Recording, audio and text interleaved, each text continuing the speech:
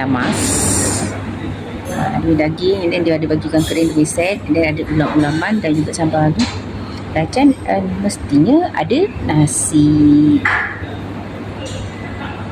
Pula dekat kan tandamas. So dia ada 2 branch sebenarnya. Satu lagi dekat Sunway Nexus Kota Damansara. So kita cuba eat. Let's go. Dia punya kuah, sos dia.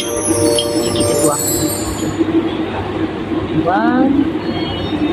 Das bergaul. Kita minggu dia dapat. Minggu. Minggu. Fresh. Bismillahirrahmanirrahim.